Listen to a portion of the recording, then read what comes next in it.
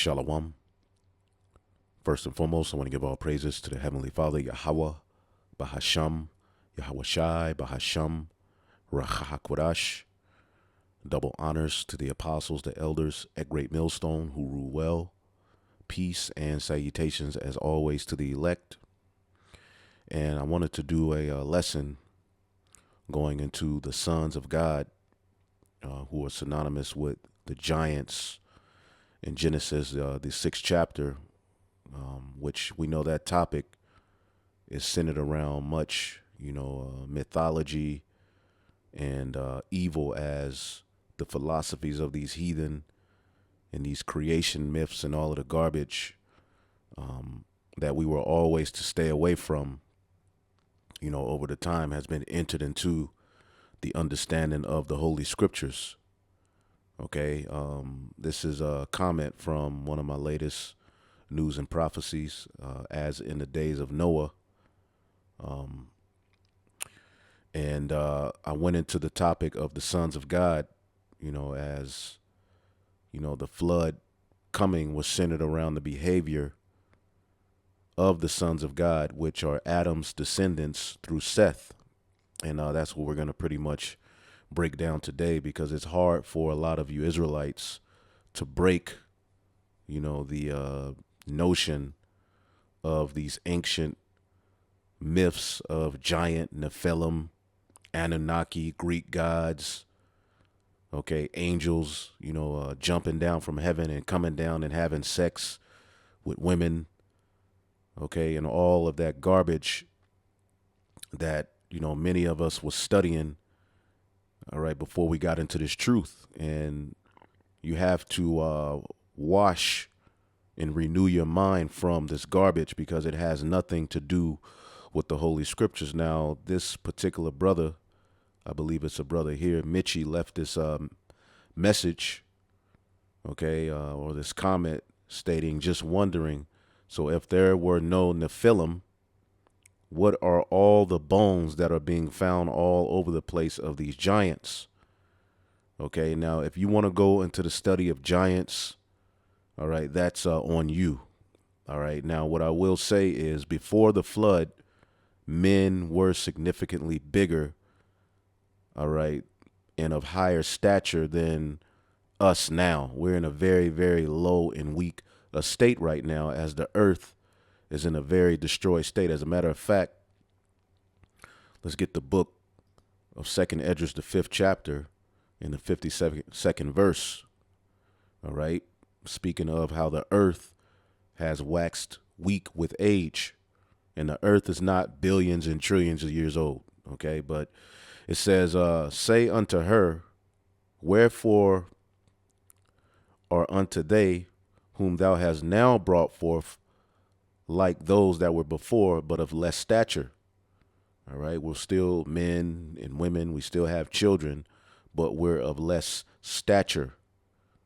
Okay, it says, and she shall answer thee, all right, that they that be born in the strength of youth are of one fashion, and they that are born in the time of age, when the womb felleth, are otherwise. Now, you can take that as the earth is likened unto the woman. Okay, you put seed in the earth. Okay, well, the womb is felling. Now, there's research that when women wait into their late 20s, 30s, 40s, and 50s to have children, all right, the children are more sickly, which I believe I'm a victim of that, as my mother had me when she was, late 30s, so I have a lot of ailments, okay? And that's a study. You can look that up on your own, but also, you can take the woman as the earth, and as the earth is waxing older, okay, they that are born in the time of age, when the womb felleth, are otherwise. We're not of that same stature that our forefathers were at the time of Adam, Seth, Noah. Okay. Remember, after the flood, eventually it would come to a point where we didn't live as long as we once lived. We started to pretty much wax weaker and weaker and weaker, all the way up to this point where the creation and the creature is groaning to be established back, all right, into that immortal, original state. So they that are born in the strength of youth are of one fashion. Okay, this is why in the ancient world they knew that women should have children, all right, around 12, 13, 14, all right, no later than 16, 17. Okay, that was how things were done back then, all right?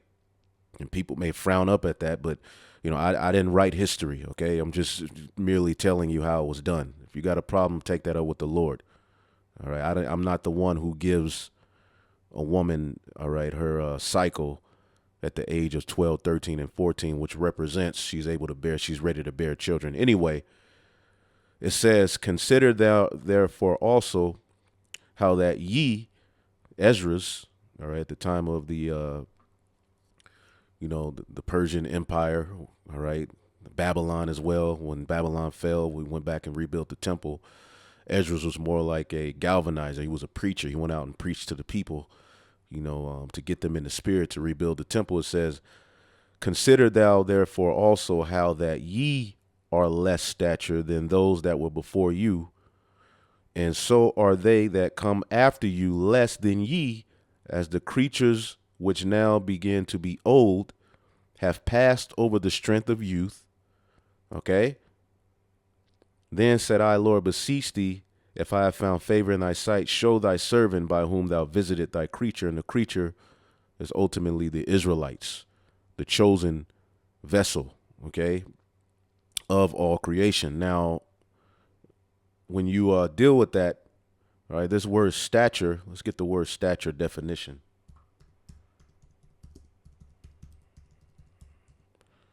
So to deal with, a part of your question, okay, yes, we were bigger before the flood.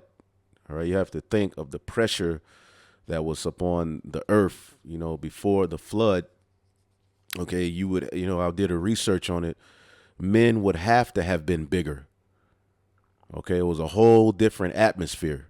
So to be able to deal with the pressure that was upon the earth before the flood, okay, and you can look that study up. I'm not going to go all into it. Men, women, animals, bugs, everything had to be bigger. Everything was bigger as it took in more oxygen. All right, we're in a very low state. Okay, so the word stature, natural height of a human or animal in an upright position. Okay, so yeah, animals, the bugs, plants, grapes, apples, everything was bigger. But we're living in a time where, all right, the strength of the earth is failing ultimately through the rulership of these heathen, and things are waxing weaker. So we're of less stature than our forefathers. So going back to this question, all right, just wondering, so if there were no Nephilim, all right, now I'm not saying there were no Nephilim. I'm telling you, and we're telling you, brothers and sisters that are watching these videos, that the Nephilim, or the giants in the book of Genesis, the 6th chapter, are dealing with Adam's descendants through Seth, and that's what we're going to go through. Okay, what are all the bones that are being found all over the place of these giants? Now, if you want to study that, you can, but what we deal with here is the Holy Scriptures. So yes, men were bigger, okay, but what happens is a lot of Israelites try to bring in this creation myth and these great giants that were walking around the planet Earth, all right, who were half demon, half angel, half man, okay, which that makes no sense. Okay, half this, half that. No, you have men, okay, and then you have animals, then you have the rest of the creatures in creation. You can't mix any of those, although Esau tries to do these things in his lab, okay, and the heavenly bodies were never made to mix, all right, with these earthly bodies. So you can't take a body from the heavens, all right, and come down to the earth and mix and create a master race of demons that survived the flood. That is BS, and the scriptures are not dealing with that. Okay, that is all mythology of heathens that has gotten mixed in with the Holy Scriptures, all right, to create a whole bunch of pseudoscience and mythology that was never meant. And what happens is our people, as we get into Genesis, the 6th chapter, there's kind of like a disconnect. There's a disconnect to where you can't receive the truth of what this chapter is all about because you're so caught up in that mythology and knowing about giants and all of this stuff and angels coming down from heaven. All right. How does that help you, or how does that aid your understanding in this chapter? Okay. As the scriptures say, let's get that in the book of, let's see here. This is the book of Sirach, the 3rd chapter, in the 21st verse. It says, seek not out things that are too hard for thee, neither search things that are above thy strength. But what is commanded thee, think thereupon. Remember, we are Israelites and we have an origin story. Okay. If I was to ask you all who wrote the first 5 books, the majority of you wouldn't be able to answer. I remember dealing with a Jake who was trying to get all into these creation myths and all of this and that. And, the men were 5,000 feet tall at one point and this and that. But when I asked him basic questions about the Bible, he didn't know. So don't be one of these guys. Okay. But what is commanded thee, think thereupon with reverence, because a lot of you think the Bible in its purest form is boring. So you have to have these myths. You have to have these weird ancient philosophies to add to the Bible so that I don't know if it makes you feel more important or it makes you know. For it is not needful for thee to see with thine eyes the thing that are in secret. Be not curious in unnecessary matters. How tall were men in the ancient world before the flood? We can't give you in height. We can go into the Bible and show you that they were bigger. All right. But remember, when Moses received, these the first 5 books, let's get it real quick. We'll go right back here. 2nd Esdras, the 7th chapter, or the 14th chapter, Salakia. That's what I'm looking for. Give me 1 second here. I'll just go back here. 1 second. This computer is acting stupid.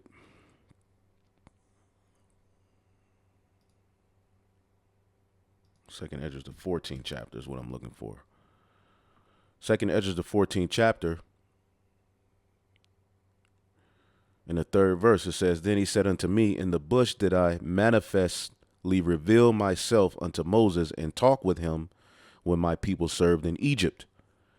Okay, as he was in the land of the Midian, okay, the Lord visited him, okay, via the angel. And it says, and I sent him and led him, all right, and led my people out of Egypt and brought him up to the mount where I held him, all right, by me a long season, 40 days and 40 nights, and told him many wondrous things, and showed him the secrets of the times and the end, and commanded him, saying, these words shalt thou declare, and these words shalt thou hide.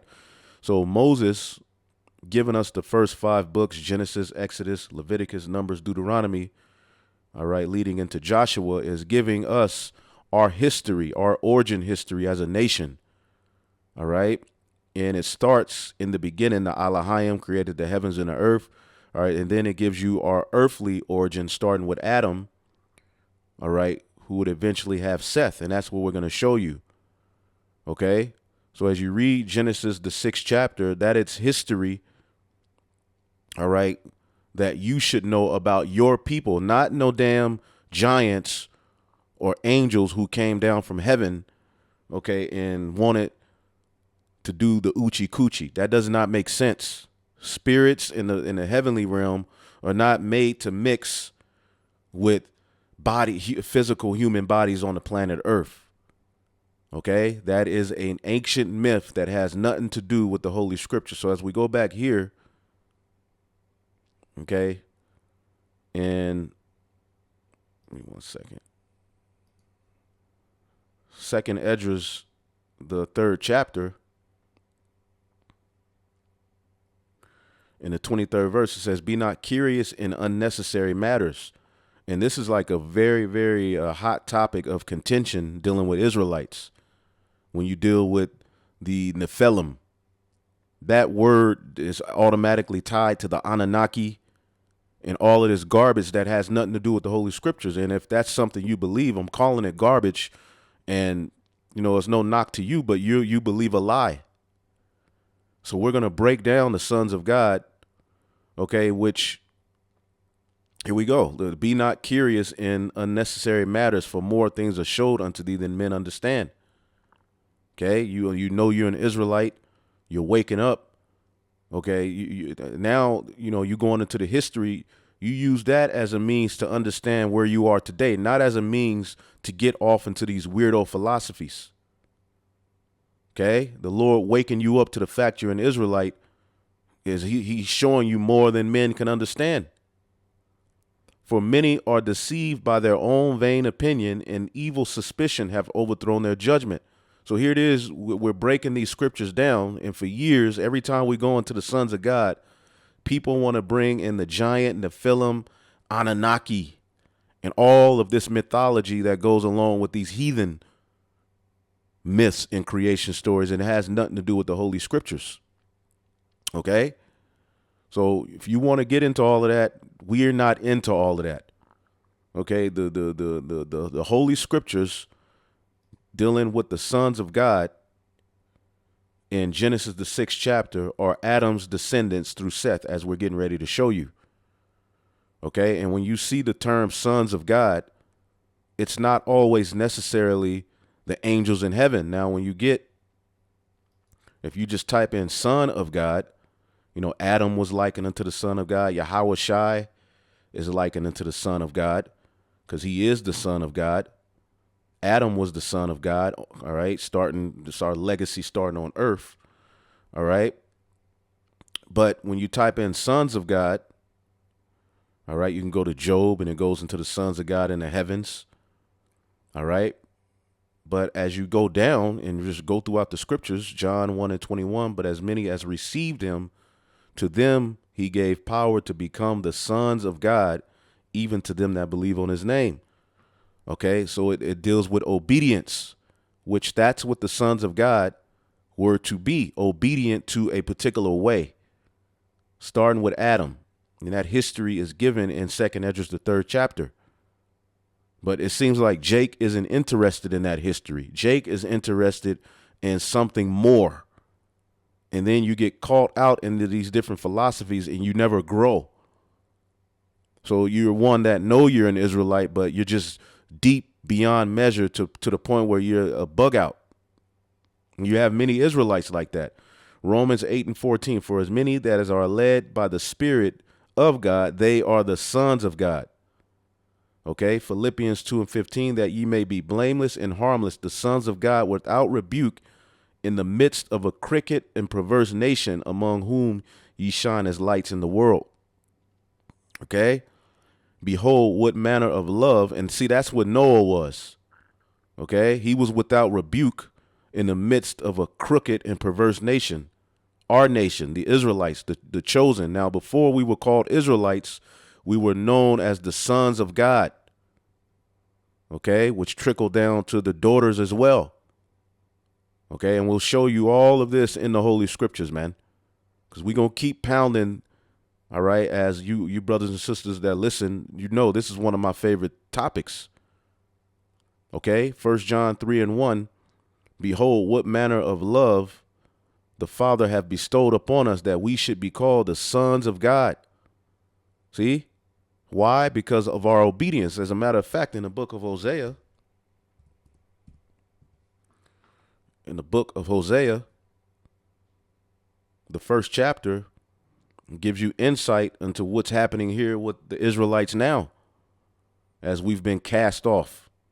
But now in these latter days, we're awakening back up. Okay, this is the book of Hosea 1:10. After we would be called a no people, after he would turn his back on us. Verse 10, yet the number of the children of Israel shall be as the sand of the sea, which cannot be measured nor numbered, which was promised to Abraham. All right. And Isaiah gives us insight that a remnant will return, and it shall come to pass that in that place where it was said unto them, ye are not my people, there shall it be said unto them, ye are the sons of the living God. So does this mean that this is speaking of actual angels? No, we are returning back unto obedient sons of the God through taking heed.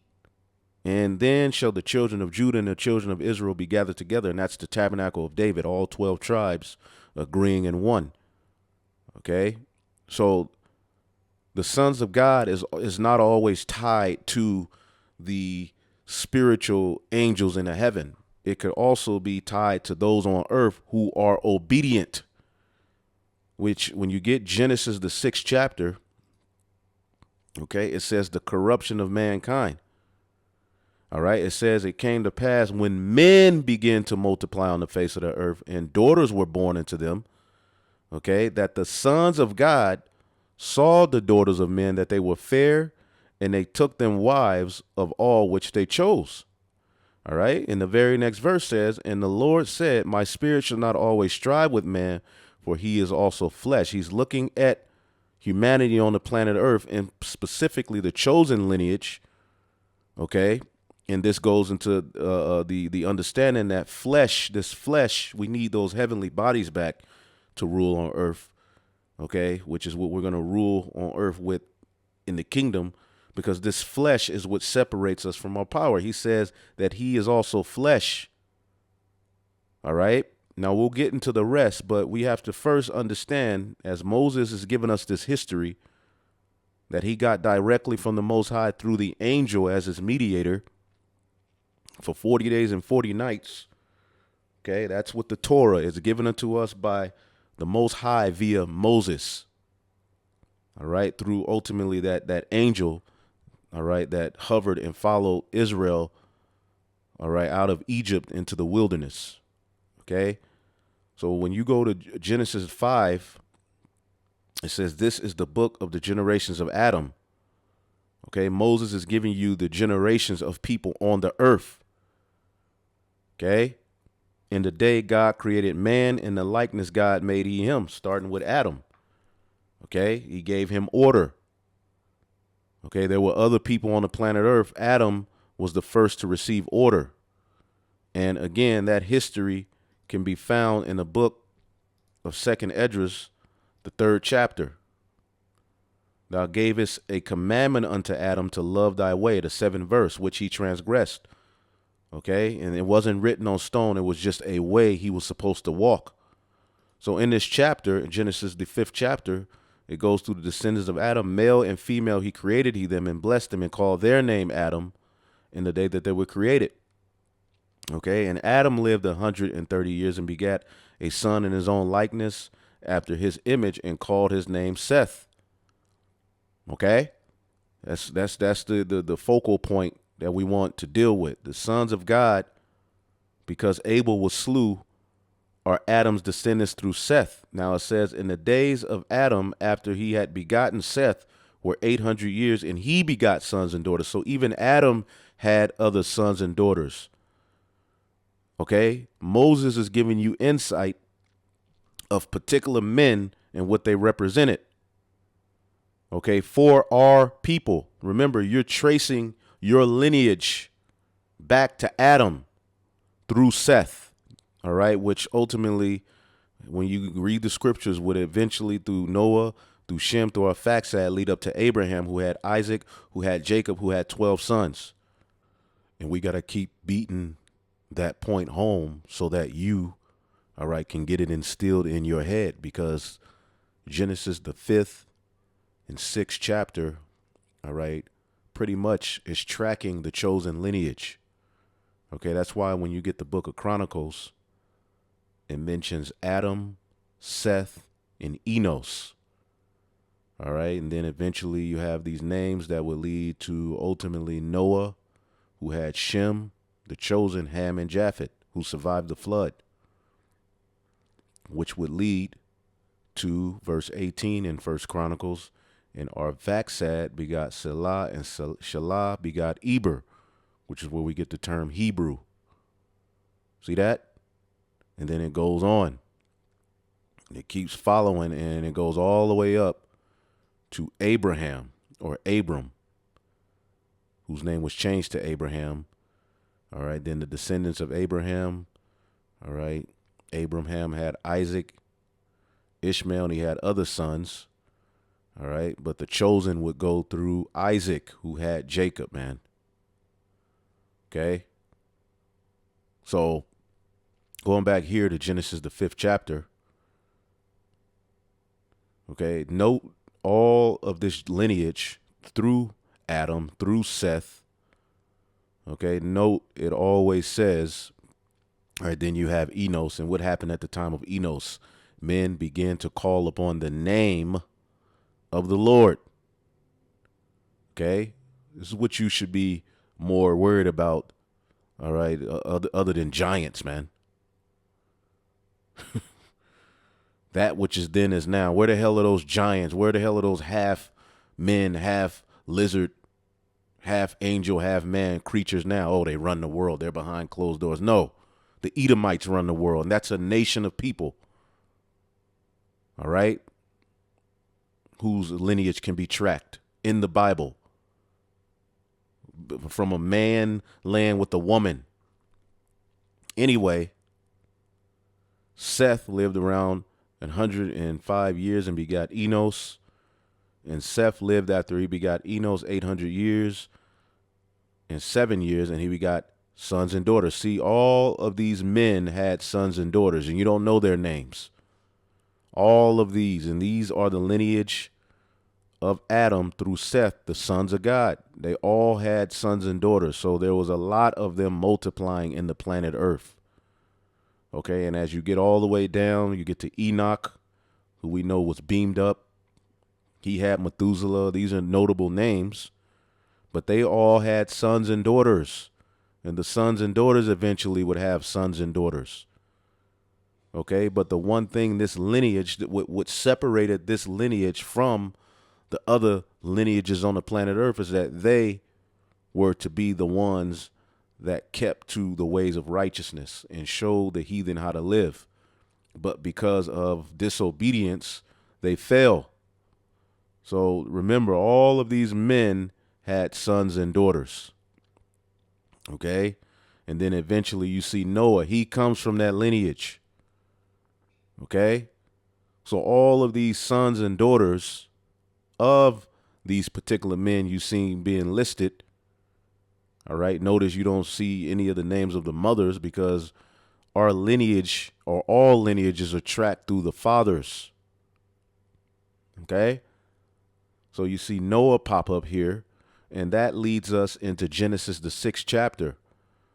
Okay. Here it is. Moses is giving you the lineage of Adam through Seth. He also gave you in chapter 4 the lineage of Adam through Cain. Okay, who was of that wicked one, just as Isaac had Jacob and Esau. Cain had Cain and Abel, and then eventually Seth. Okay, so you mean to tell me all of these descendants of the men we just read about who were having sons and daughters in Genesis, the 5th chapter, all of a sudden disappear, and the Lord, all right, used Moses to tell you about some damn fallen angels who came to the earth and slept with women? No, it's still speaking of that lineage. Okay. Now we jump into chapter 6. And it came to pass when men began to multiply on the face of the earth and daughters were born into them. All right. Because all nations were multiplying, not just the chosen lineage, but the Bible tracks the chosen lineage, and it also tracks Cain's lineage. But there were other nations around as well. Okay. And we know Cain's lineage were wicked. Okay. It gives you their lineage in Genesis, the 4th chapter. They were there as well, having sons and daughters. And what happens when Israel gets mingled among wicked? They start to take on their customs. So it came to pass when men began to multiply on the face of the earth and daughters were born into them, the sons of God saw the daughters of men, all right, the heathen nations, that they were fair, okay, and they took them wives of all which they chose. Let's read this in the NLT. Okay.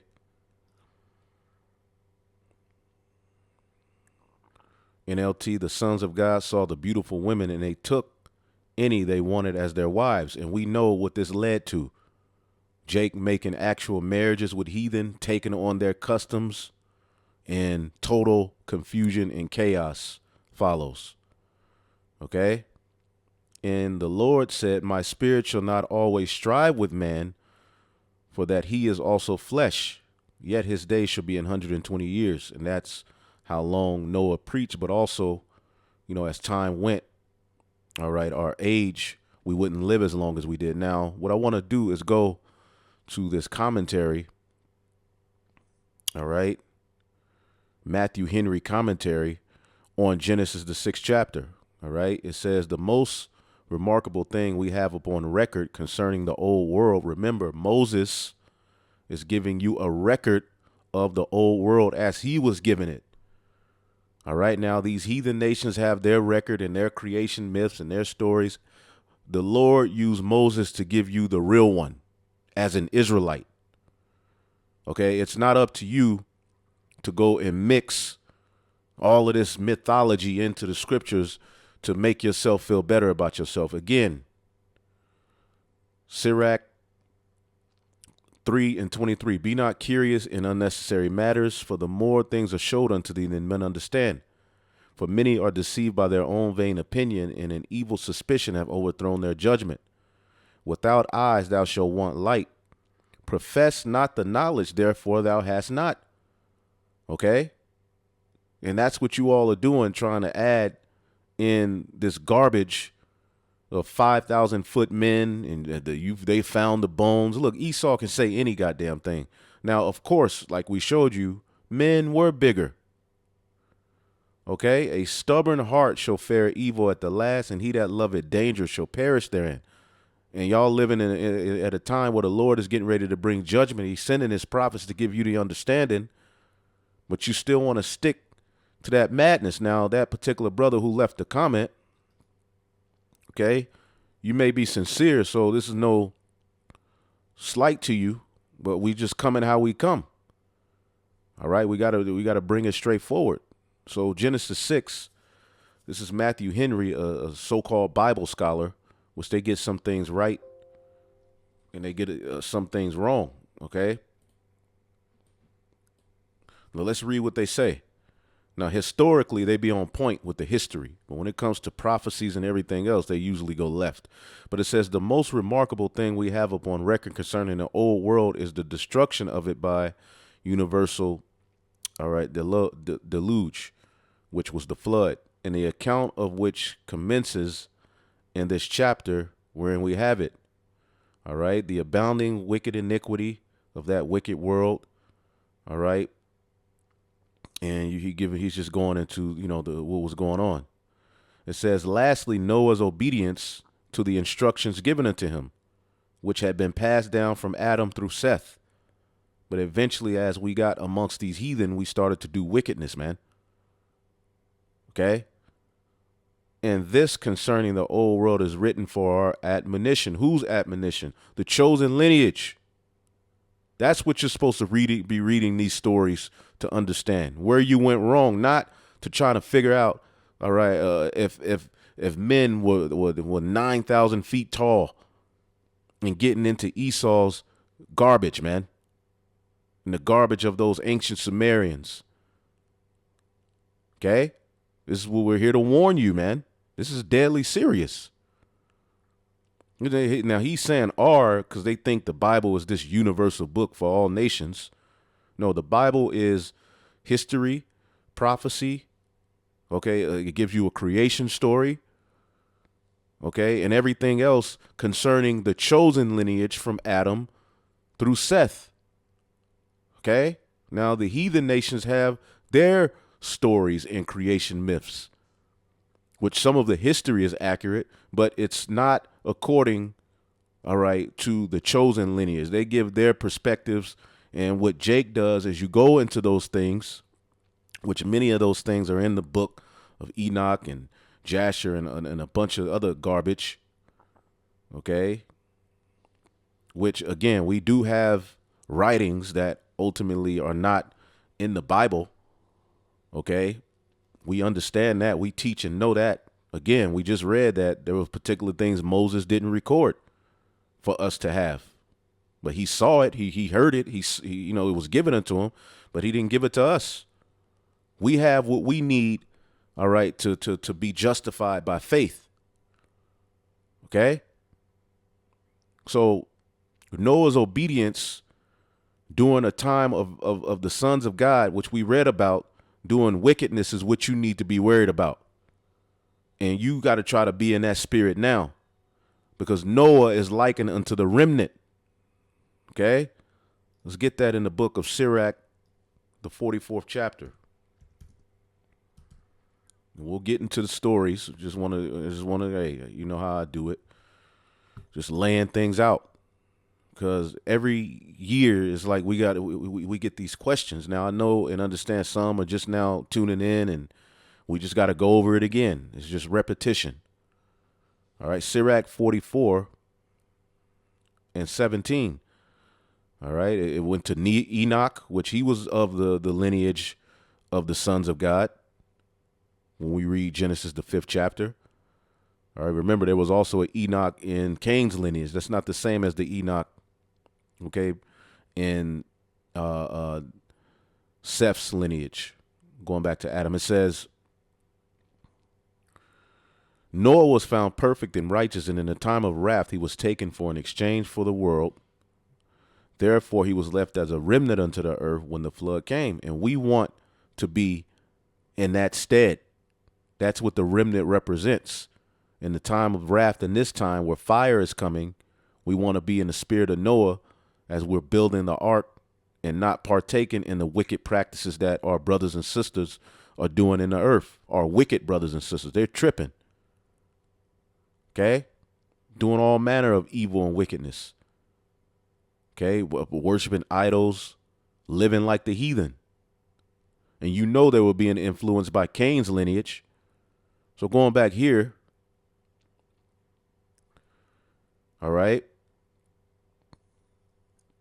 So Noah's obedience in this concerning the old world is written for our admonition, all right, our warning, upon whom the ends of the new would have come, all right. And see, we deal with it according to the chosen lineage.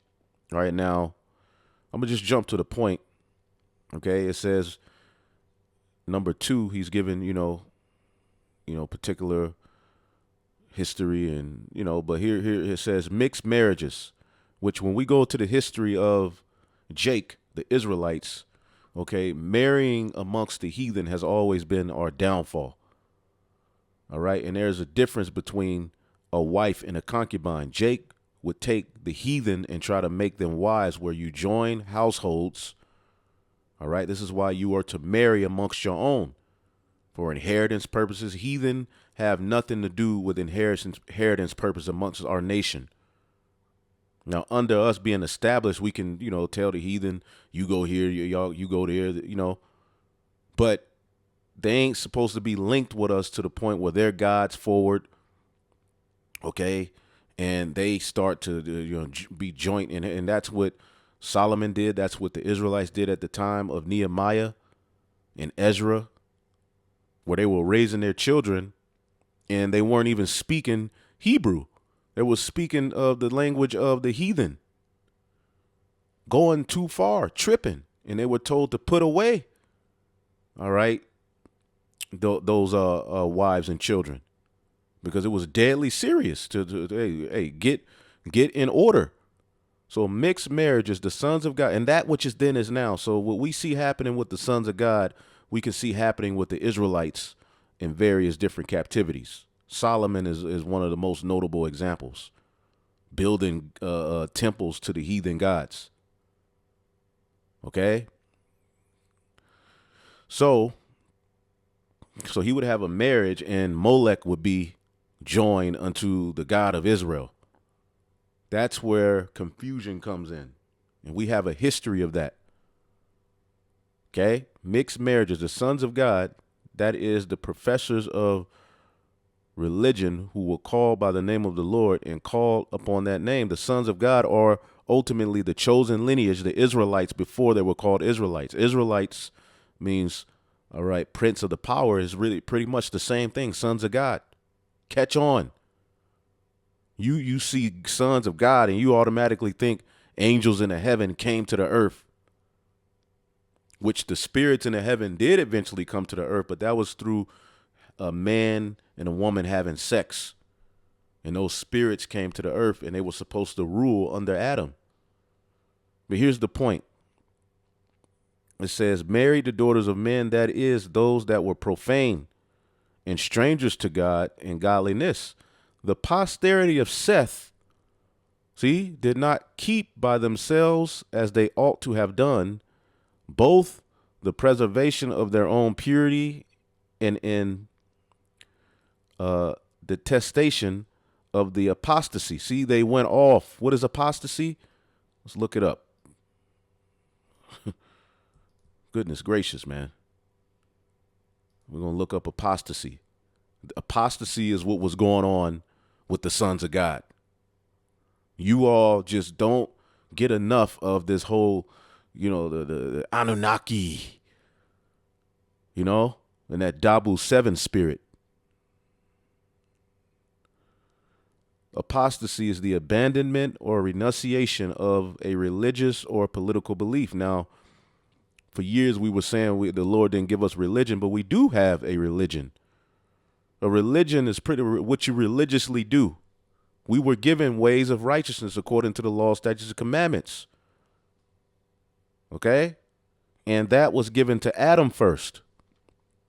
Renunciation of belief, but abandonment of a belief, which when you go into the history of the sons of God, as we'll get in 2nd Esdras, the 3rd chapter, starting with Eve, then eventually Adam, which that was symbolic ultimately too of the church, which would be the sons of God, going off, okay, and not following after their husband. As Paul tells us, I have espoused you to one husband, okay?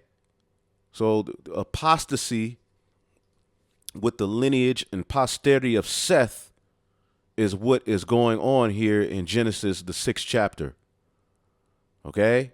And I looked up articles on it, okay? And there's others who bring out the same thing, okay? I never really looked it up like that outside of this commentary years ago, I remember, all right? But we learned this through our apostles and elders that the sons of God, all right, were the sons of Seth, all right, going back to Adam, Adam's lineage through Seth. You see? But, over the years, we started to look into it, and then we see even the particular scholars know and understand this. Okay? And as you can see, the descendants of Seth as the sons of God. There are at least a few people who believe that the reference of the sons of God in Genesis is a reference to the righteous descendants of Seth. See that?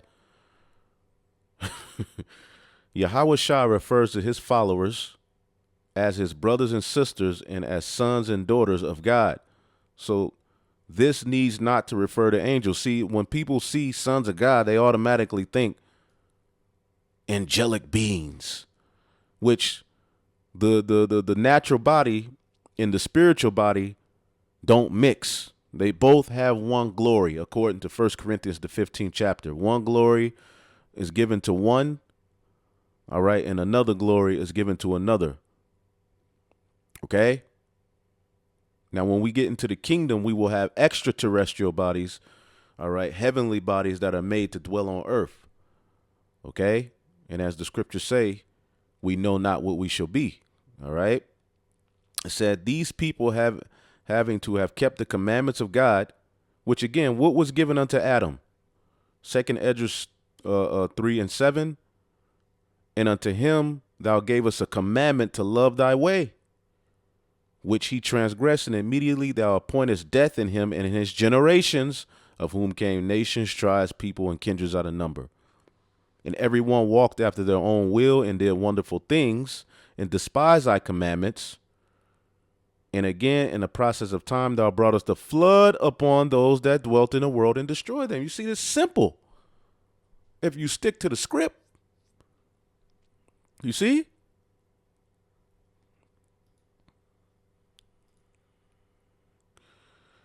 These people having kept to the commandments of God, having abstained from the wantonness of lust of the descendants of Cain.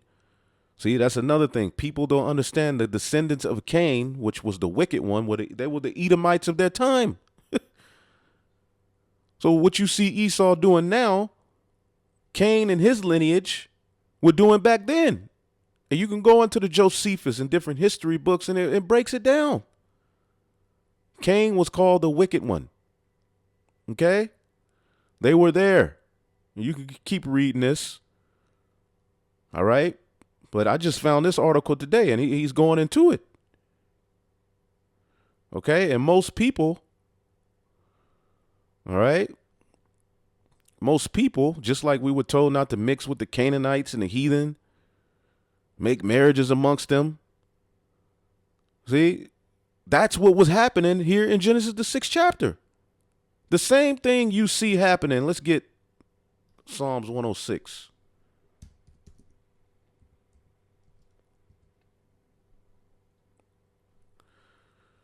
Psalms 106. Let's just get to the point.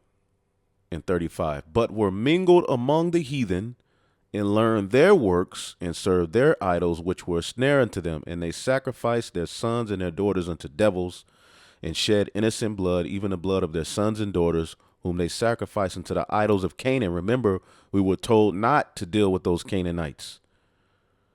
Okay, so that which is then is now.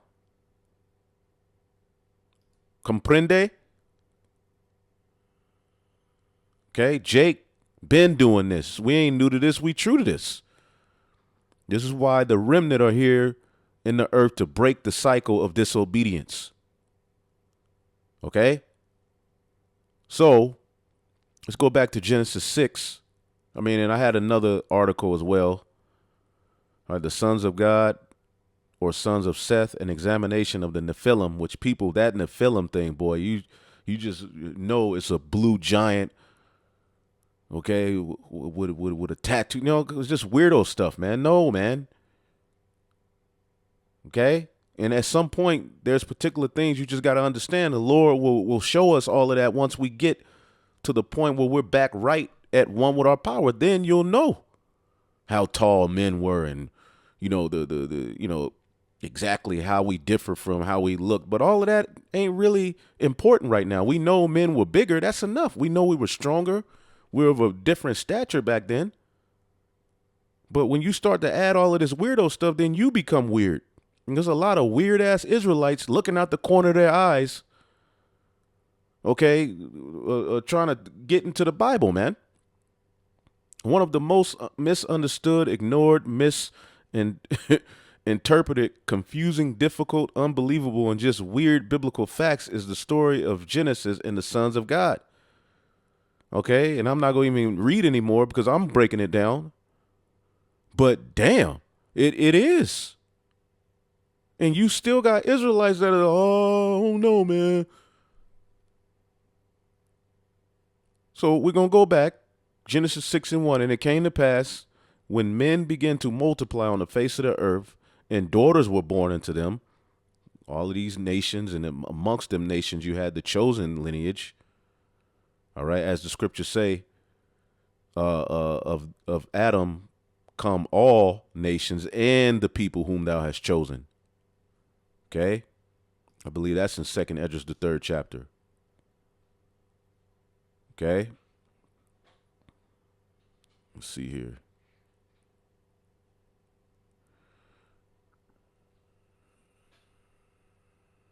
Let's see here. 2nd Esdras, maybe 6.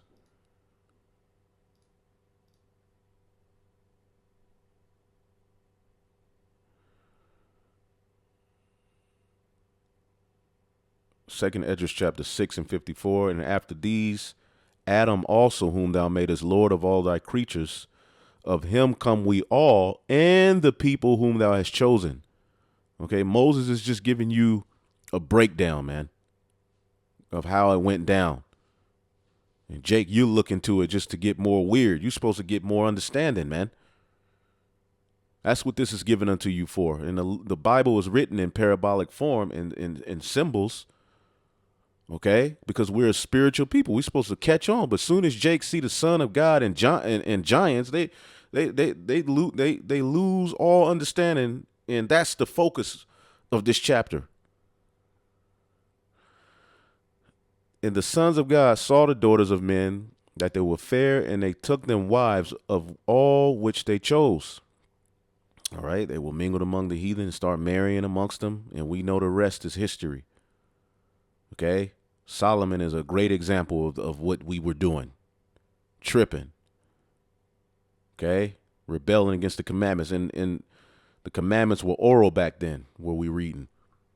And the Lord said, my spirit shall not always strive with man, for he is also flesh, yet his days shall be 120 years. There were giants in the earth in those days. Okay. And also after that, when the sons of God came into the daughters of men, and they bare them children, the same became mighty men, which were of old, men of renown. Okay, men of renown. Now, when you look up this name, renown, put you on something real quick. What's that name? Shem. Okay, Shem, men of Shem. Name, reputation, fame, glory. Memorial, monument, the chosen people of the Lord, which are likened unto a monument unto this day. Okay? Shem, all right, was the heavenly father tracking that chosen lineage, which would lead to our Faxad, which would eventually, down the line, Eber, Peleg, and eventually Abraham, whose father was Terah. That's what the Bible is talking about. Okay, men of reputation, men of fame. Okay, and it also means name. Shawam, to be appointed. Okay, to constitute the fashion of his hands. But we failed because of the flesh. And ultimately, the Lord made us subject to vanity so that the story can be what it is. Okay. So there were giants in the earth in those days. Okay. We're going to look up the word giant. Okay. Now, yes, we were bigger, but it's more so our reputation and who we were. We were like the giants of that day. But it also, giants, Nephilim, when you go to the root word, all right, Paul, it just means to fall. Okay, as I put the scripture to this brother, okay, because the question again is just wondering, so if there's no Nephilim, see, now we're not saying there were no Nephilim, okay, there were the Nephilim, okay, but it's not according to that garbage that has been synonymously linked with it over the years. Just wondering, so if there's no Nephilim, which Nephilim is this word. That word, all right, comes from what we're reading here, Nepal. Nepal, all right, to fall, to be inferior to. We chose inferior ways. We fell away from the righteous way. And the scripture I left, all right, here's my answer. Men were bigger before the flood. But the Nephilim in Genesis 6 are talking about the descendants of Adam through Seth who fell away. If you want to get into the study of giants, then you can do that. That's on you. All right. But we stick to the scriptures, and here's the history. And I posted, all right, second Esdras from the NSV, and we're going to read that as well. But here's another scripture I gave him, second Esdras 7:48. O thou Adam, what hast thou done? For though it was thou that sinned, thou art not fallen alone, but we all that come of thee. See, we all that come of thee is tracked in the Holy Scriptures through Seth, because Abel was slew. Okay, that's how the sons of God are tracked, through Seth, Okay, and eventually through Noah, who had Shem. Okay, which is of that lineage. If you put the pieces together. Okay, so to fall a violent death, which we always bring this out. Okay, to waste away, to be inferior. All right, as the scriptures say, there will be a falling away. We fell in this time, right? But we're wakening up. Okay, and it was due to our rebelliousness. And that same word, as we always bring out, we must bring it out again, is used, okay? And to give you the good, a better understanding, all you have to do is go to Psalms 82, all right? And what he says to the chosen men. Psalms 82:6, I have said ye are gods, and all of you are the children of the Most High, but ye shall die like men and fall like one of the princes. Fall like one of the princes. Okay, so the Lord made us to be immortal, but due to our rebelliousness, we eventually pined away, and we are now in this estate, a low estate. But that word fall like one of the princes, we were gods, and we still are, but we have to go through this This fall, Nepal, okay, to be inferior, to be overthrown, to fall, okay. And there you go. That's what happened. The sons of God fell away. Now let's get the book of Baruch 3:26. Okay. I'll start at 24. It says, O Israel, how great is the house of God, and how large is the place of his possession. Great, and none, and hath none in, high and unmeasurable. Okay. There were giants famous from the beginning. Famous. They were famous. Okay. Everybody looked at them like, wow, this is a special group of people. They even do it now, but look at what we're doing. Okay. There were giants famous from the beginning that were of so great stature and so experts in war.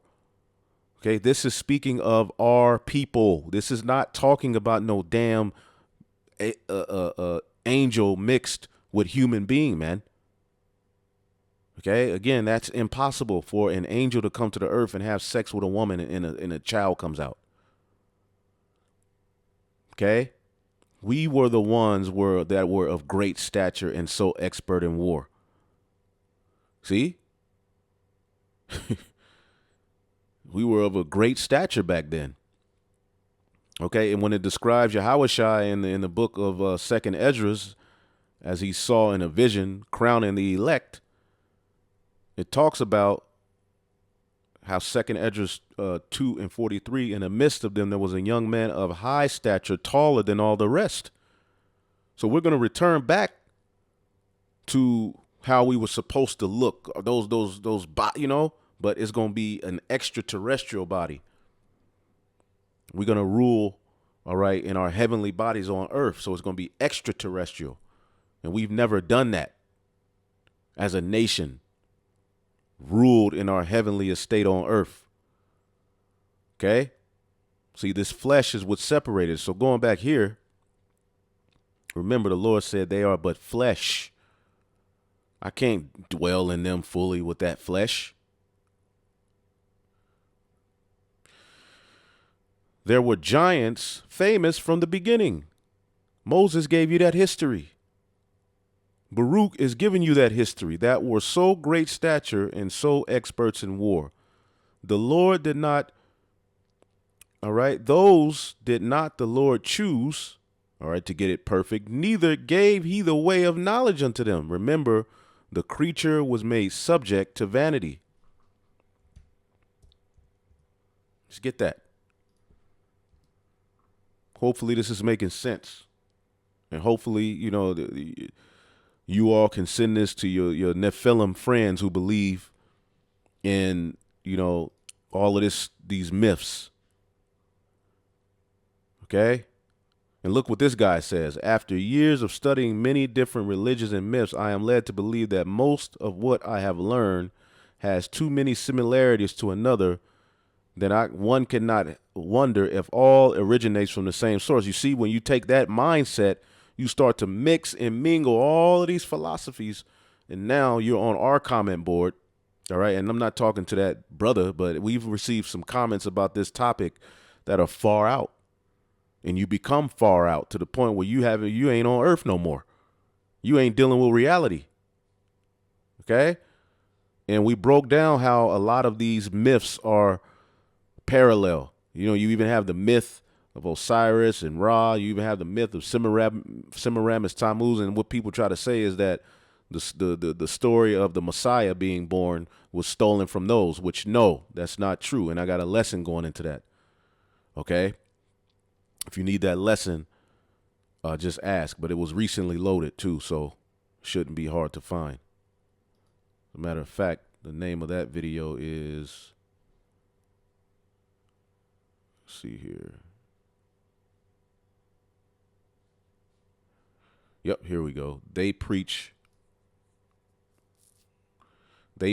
another savior. We preach the correct one. And I'm going into history on how some of these myths and things were eventually added to the Bible, because from the beginning, a child that was going to be born to restore the chosen seed to righteousness was already talked about. A lot of people think that Yahweh Shai just pops up in the New Testament. Well, he's actually spoken about all over the Old Testament, even in the Torah. Okay? So going back, okay, Baruch 3:26, there were giants famous from the beginning that were of so great stature and so experts in war. Those did not the Lord choose, neither gave he the way of knowledge unto them. Okay, and that goes into what we were going to look up here. Romans 8:20, for the creature, all right, which people, when they think creature, they just think the creature just means a living being.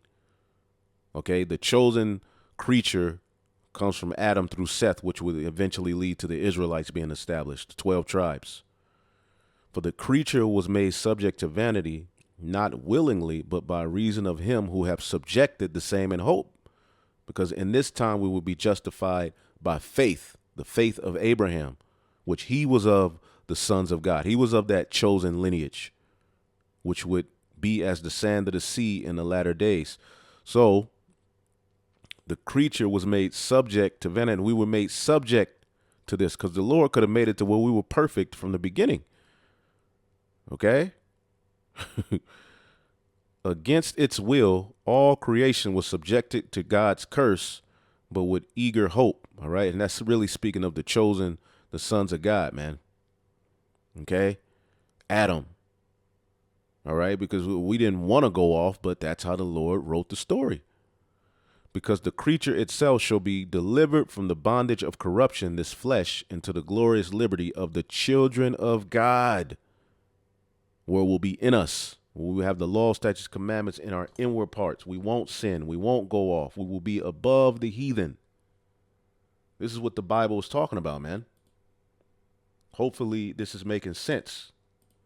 Okay? Give me 1 second here. Oh, Edomites are through. He ain't got it, boy. All right. All right. Baruch 3:27. Those did not the Lord choose, neither gave he the way of knowledge unto them. But they were destroyed because they had no wisdom and perished through their own foolishness. See that? And perished through their own foolishness. Just type in giants here. I always do this.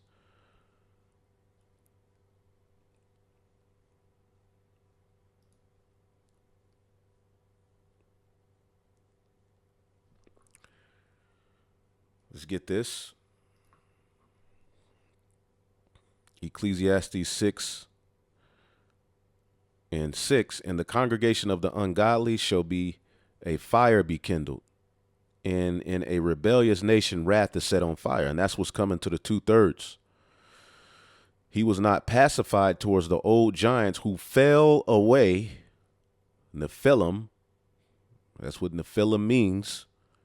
So you ask the average person who's bringing this Nephilim stuff out what Nephilim means, and ask them basic history, they never know.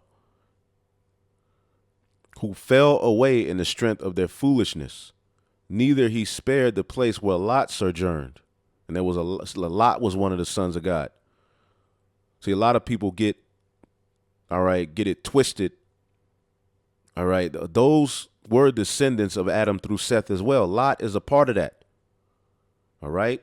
But Abram is ultimately the chosen one who the Lord used as a figurehead to restore us not only to the land, but back to the Heavenly Father through faith. Very important, man. So the old giants fell away in the strength of their foolishness, man. Okay? A foolish nation. As a matter of fact, okay, we ourselves are likened unto a foolish nation through our acts in particular points in history. So it should be very easy once linking the story together that the sons of God ultimately just went off, man. Okay?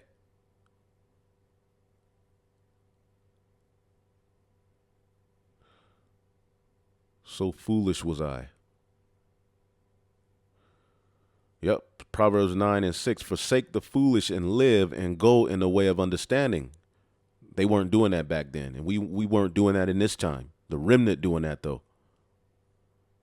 Okay? I mean, there's various scriptures. Jeremiah 5:21. Hear now this, O foolish people, and without understanding, which have eyes and see not, which have ears and hear not.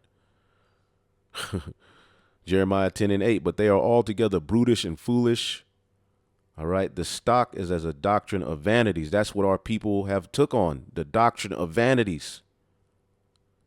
Okay. Even in the New Testament. In Rome, what were we doing? Because that when they knew God, they glorified him not as God, neither were thankful, but became vain in their imaginations, and their foolish heart was darkened into the abyss. Like Dabu 7. Y'all better stop listening to that garbage. Y'all got to learn how to pick out the meat and leave the bones where they are, man. Romans 2:20, instructor of the foolish. That's the Gentiles that were coming out of that idol worship. God have chosen the foolish things of the world because ultimately the foolish ones would have faith, man. So the old giants who fell away in the strength of their foolishness are your forefathers and foremothers who were doing wickedness. Point blank, period, man. And we go finish it off in the book of 2 Esdras, the 3rd chapter. All right, and this is Wisdom of Solomon 14, which this chapter deals with what? You know, the idols. Okay, Wisdom of Solomon 14:5. Nevertheless, thou wouldest not that the works of thy wisdom should be idle, and therefore do men commit their lives unto a small piece of wood, and passing the rough sea in a weak vessel are saved. All right, that's Noah and them. Okay, why did the flood come? For in the old time also, when the proud giants perished, all right, the hope of the world governed by the hand escaped in a weak vessel, left to all ages a seed of generation. And ultimately that would be through Noah.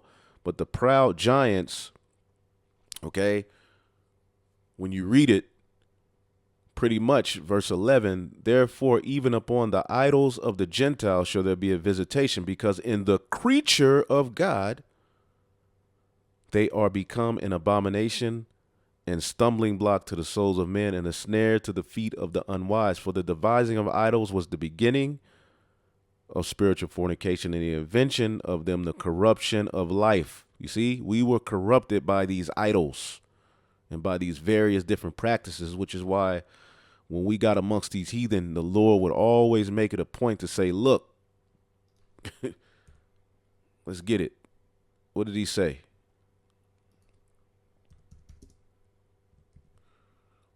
As we got amongst these heathen, what did the Lord say?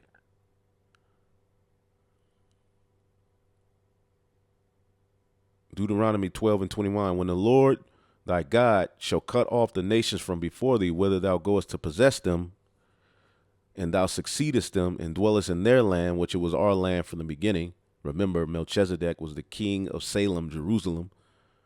All right, even though we had heathen ruling there, that land belongs to him, and we're going to be joint heirs with him in returning to that land. Okay? Take heed to thyself that thou be not snared by following after them, after that they be destroyed from before thee, and that thou inquire not after their gods, saying, how did these nations serve their gods? Even so will I do likewise. And this is what happened when Jake took on the knowledge of evil, ate of that fruit and philosophy that led to us falling, man.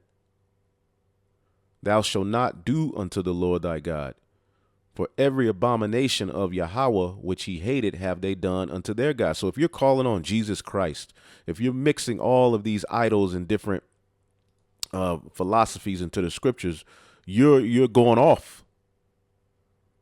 Okay? You got to stick to the script. Okay? You got to stick to the script, man. Okay? So we're going to end it.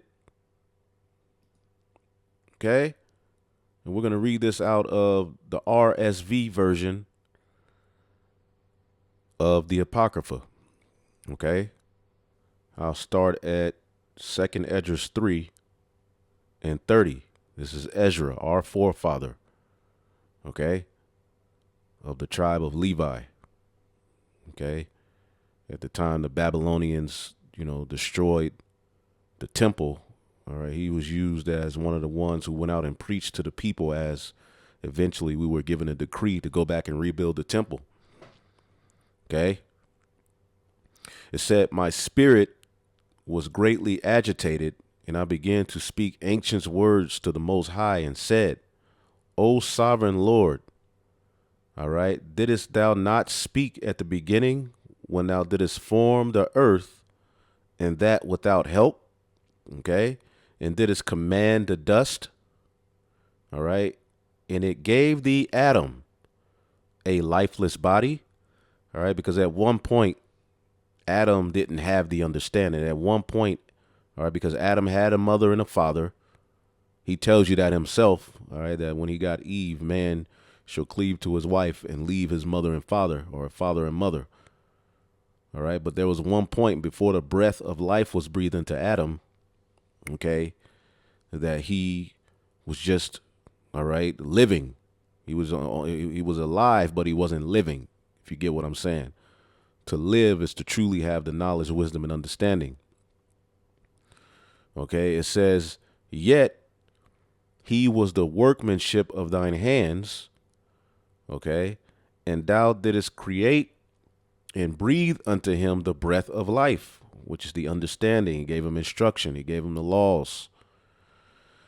And he was made alive in thy presence. See, he was living, okay, but he was made alive once he got that understanding. And thou didst lead him into the garden which thy right hand had planted before the earth ever appeared.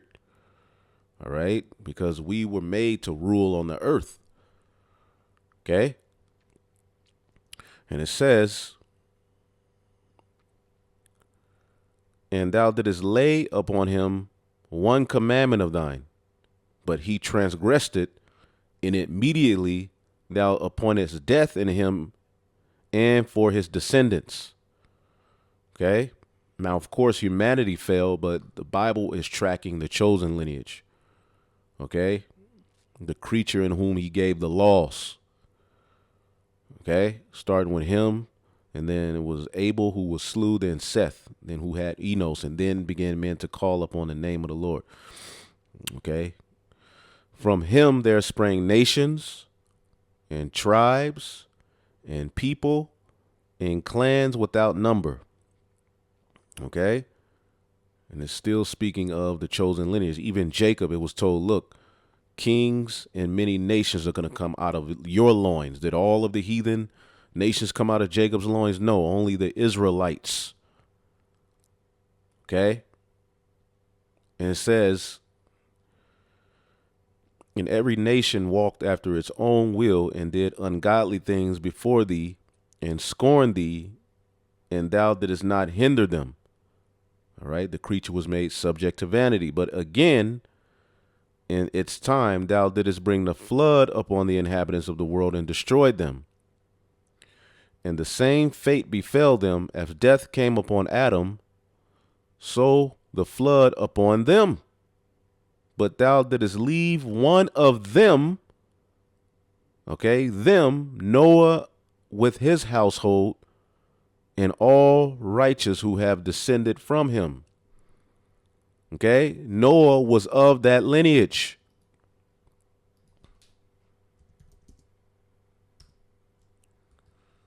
When you go to Genesis 6, Adam's lineage is traced and tracked, and it leads to Noah, who the Lord told what?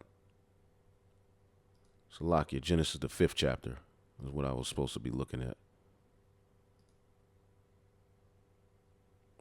The descendants of Adam, it traces you all the way to Noah.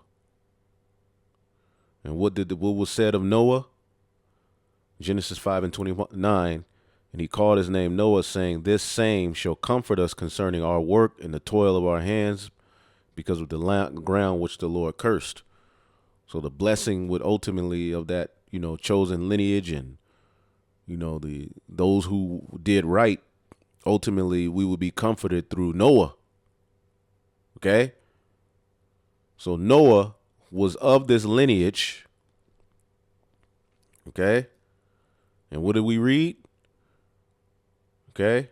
But thou didst leave, verse 11 in 2nd Esdras 3, but thou didst leave one of them, Noah, with his household, and all the righteous who have descended from him. Okay? And a flood came upon Jake, the whole world, but Jake is at the forefront of it. Just like, look at Jake right now. They're the mascot to the alphabet agenda. That's pretty much become your culture. But Noah,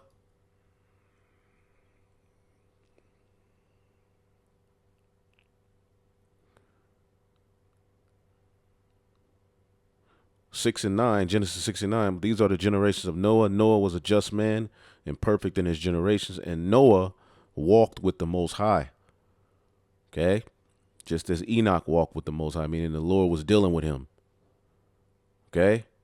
So all the corruption that was going on, okay, Noah of his family, okay, Genesis 7 and 1, and God said unto Noah, Yahweh said unto Noah, come thou and all thy house into the ark, for in thee have I seen righteous before me in this generation. Heavy.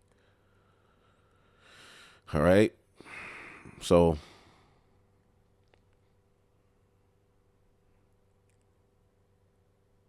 the name of the Lord is a strong tower. Proverbs 18 and 10. The righteous run into it and is safe. Okay. Luke 17 and 26. As it was in the days of Noah, so shall it be also in the days of the Son of Man. So where in the hell are the giants? They're here. Okay, playing for the Lakers. Okay, they're doing the cha-cha slide, doing a butterfly, creating all manner of wickedness at the head of the LGB, all right, QXYZ movement, shooting one another, doing wickedness. Not listening to the ones who are coming in a lot of Noah, okay, the ones who are out on the highways and the byways. And how in the hell can you drown a demon, an angel comes onto the earth, has sex with women, then they're flooded and drowned out? But according to Elder Rakab, GOCC, no, they didn't get flooded. They held on to the boat and survived. So it's time to let go of all of that wickedness, man. Okay? 2nd Esdras 3 and 12. When those who dwelt on the earth began to multiply, they produced children and peoples and many nations. And then again, they become more ungodly than were their ancestors. See? And they were committing iniquity before thee. Thou didst choose for thyself one of them whose name was Abraham. You see, it's following that lineage. And when you go to Genesis, the 11th chapter, the time of the Tower of Babel, Jake was doing the same wickedness, helping to build the Tower of Babel, but it was the descendants of Shem, okay, through our Faxad, who stuck to the traditions. You know, Eber is where we get Hebrew, the language and legacy from the past, continued through him, through Peleg, and eventually there was another falling away here at the time of Nahor, which means to sleep or snore. All right, and then Terah, which we know according to the book of Joshua 24. Okay. Joshua 24. What do we know about Terah, which was Abram's father or Abraham's father? Let's get that in the book of Joshua 24 and we'll end it off because the point was made. Okay, this is Joshua 24 and 1. And Joshua gathered all the tribes of Israel to Shechem and called for the elders of Israel and for their heads and for their judges and for their officers, and they presented themselves before God. And Joshua said unto all the people, Thus saith Yahweh, the God of Israel, your fathers dwelt on the other side of the flood. All right. Even Terah. All right. Now, when you look this up, it's really talking about on the other side of the Euphrates River because they were born in Ur of the Chaldees. Look this up. NLT, Joshua said to the people, This is what the Lord, the God of Israel, says. Long ago your ancestors, including Terah, the father of Abram and Nahor, lived beyond the Euphrates River, and they worshipped other gods. See, that is what this history is going into. It's still tracing that lineage. And it's interesting that when you look up the Annunaki, okay, it takes you back to that very region where Abram was born, who would eventually become Abraham. He was born in Ur of the Chaldees. That's Sumeria. Okay? So the same gods and deities and weirdoism that empire, okay, took on, ancient Babylon, okay, the Tower of Babel, that's all in this same region where this Annunaki mess started. The Anunnaki are believed to be immortal ancient gods that inhabited the earth during the Sumerian time in Mesopotamia. The true, all right, gods are the chosen lineage, and we were made to be immortal, but through death, all right, we waxed weaker. But as you can see, okay, because that's where, as we were just reading in the book of Joshua, okay, they dwelt at the river Euphrates, man. They dwelt over in that region. Okay?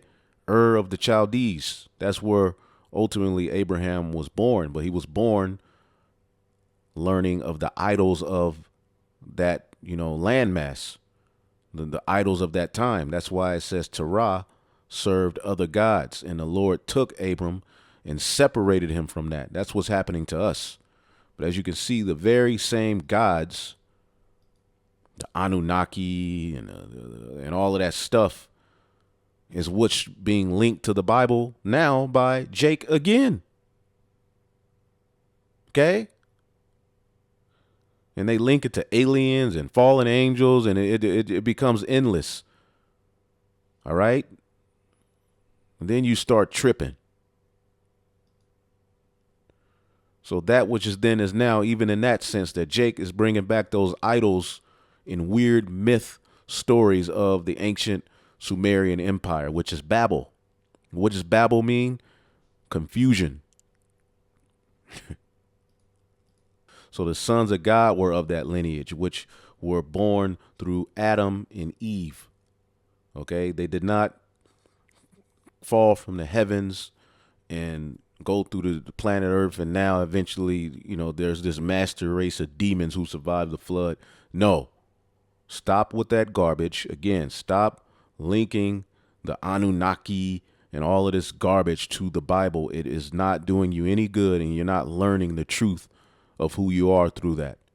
So we'll leave that there, and hopefully y'all were edified. On to the next. Shalom.